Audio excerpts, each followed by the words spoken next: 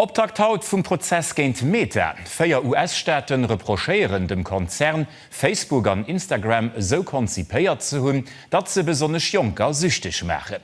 Sie förderen Restriktionen fir d'Funktionen ewéi Scrollen an Notifikatiounen. Am Raum steet eng Rekordstrof vu bis zu 1,4 Billionen $. D'Urteil kéint en weltweiten Präzedenzfall sinn a gëtt sech fir Ufang Oktober erwert. Den Timorise huet weiter Norrichten am Resümé.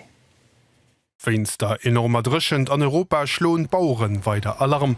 An Deutschland a Frankreich riskieren Rekolten, ofhängig vum Produkt, tëcht 26% méi kleng auszufallen ewéi nach d'lächt Joer.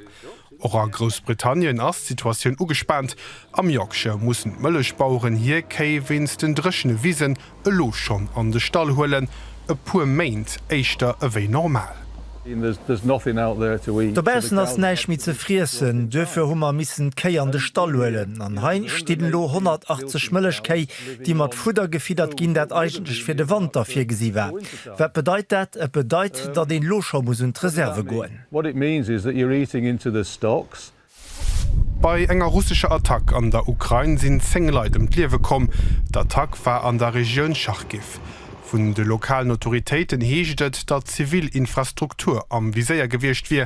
Parallel huet die ukrainische Armee mat hunderten Drohnen russischen Territoire ugegraf am Fokus Stung Moskau. Wéi Sunday Times meldt, gouf vun der Großbritannien produziert Drohnen hai agesat. Moskau schwätzt vun enger Eskalation, andreht London mat Konsequenzen. Die russische Oppositionspartei Jabloko gouf vun de Wahlen ausgeschloss. Dat huet den irwischte Gerichtshof zu Moskau desideiert.